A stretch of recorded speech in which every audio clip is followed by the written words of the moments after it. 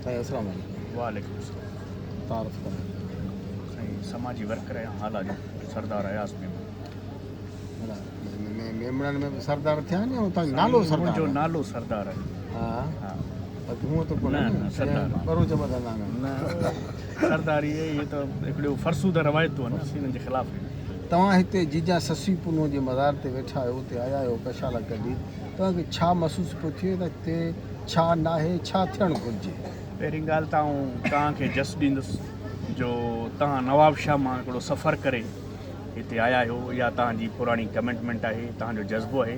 न त बलोचिस्तान जो इलाइक़ो आहे, बलोचिस्तान जी मीडिया हुजणु खपे हा। ससूईअ जो मेलो आहे, ससूई पुनू हिकिड़ी जदोजहद, हिकिड़ो अज़म, हिकिड़ो हौसलो ऐं हिकिड़ी आदर्श जो नालो आहे, जंहिं लाइ असांजे मुर्शिद भिटाईअ 6 सुर लिखिया आहिनि ऐं उन 7 सुर लिखिया आहिनि। उन लाइ हिकु जेको बरपट जी जेके ॾुखनि जूं असां जॾहिं लाहियूं चाढ़ियूं ॾिठियूं आहिनि ऐं सॼी सूरतहाल ॾिसी आहे, उन दौर में हिकिड़ी औरत 1100 साल अॻु जेका हिते पंहिंजे वर खे ॻोल्हण लाइ निकिरी पए, त इहो हुनजो हौसलो हो, इहो हुनजी हिमत हुई ऐं इहा जिस्तजू थी ॾे, इहा जाखोड़ जी अलामत थी पैदा करे उन दौर में। ऐं उन करे असांखे उन अज़म ऐं हौसले जे लाइ हिन औरत जो हौसलो जेको ॾिनो आहे त कीअं माण्हू पंहिंजे मुश्किलातुनि खे आसान कंदो आहे ऐं उहो हुन करे ॾेखारियो आहे।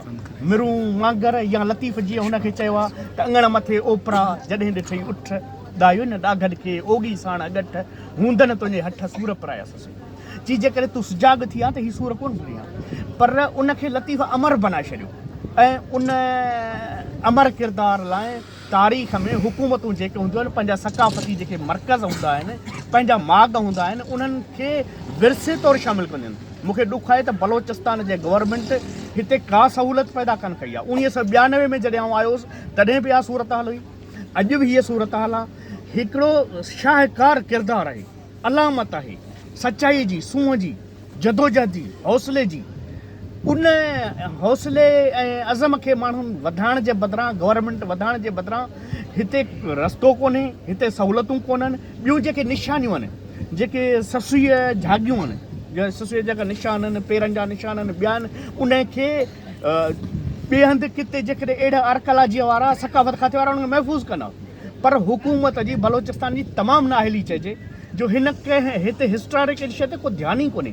इन करे असांजो मुतालबो आहे त फौरी तौर ते हिन जेको अज़ीम किरदारु आहे, दास्तान आहे, जेको राह ॾसे थो सचाईअ जी, सूंहं जी, उख़्वत जी, भाईचारे जी, ॿधीअ जी, हौसले जी, उन लाइ हिकिड़ो हिते बाक़ाइदे प्लान चाकआउट कयो वञे ऐं उन ते ख़र्चु कयो वञे ऐं हीअ रस्ता रोड ठाहिया वञनि। ॿिया जेके ससूईअ जा जेके निशान आहिनि, जेके जबल जे अंदरि, उन्हनि खे पब जबल जे अंदरि, त उनखे महफ़ूज़ कयो वञे। तव्हां ॾिसो त मर्द जेको आहे उहो बि पब जबल नथो क्रॉस करे सघे, पर हिकिड़ी औरत, कमज़ोर औरत जी, जॾहिं हुनखे हौसलो आयो, इश्क जो हौसलो आयो, त तव्हां ॾिसो त उहो जबल कीअं क्रॉस करे वई। इन करे त लतीफ़ चयो न, इश्क नांग निपट ख़बर खाधनि खपे। जे इश्क माण्हू में एॾी सघ पैदा कंदो आहे जो हुन जे ॾाढो का शइ कान पवंदी आहे, ऐं उहो तव्हां ॾिठो त ससूईअ उहो सॼो साबित करे ॾिनो। उन करे आऊं वरी बि तव्हांखे जस ॾींदुसि जो तव्हीं हुतां हली आया आहियो, पर हिते जी इंतिज़ामिया, हिते जी मीडिया, हिते जा जेके माण्हुनि खे शाबास आहे। अॼु बि असांजो आम माण्हू, मिसकीन माण्हू केॾी मोहबत थो करे, लखनि हज़ारनि जे तइदाद में अचनि था, अक़ीदत तौरु अचनि था, पर उन्हनि जे हथ में पैसा त कोन्हनि, उन्हनि जे हथ में वसाइल त कोन्हनि। वसाइल त गवर्नमेंटुनि जे अंदरि ॿियनि ते, पंहिंजनि ते, बूतनि ते, दरनि ते ख़र्च पिया कंदा, पर पंहिंजे तारीख़ी मागनि खे, माण्हुनि खे हिस्ट्रीअ खां वाक़ुफ़ु करण लाइ को किरदारु अदा कोन्हे।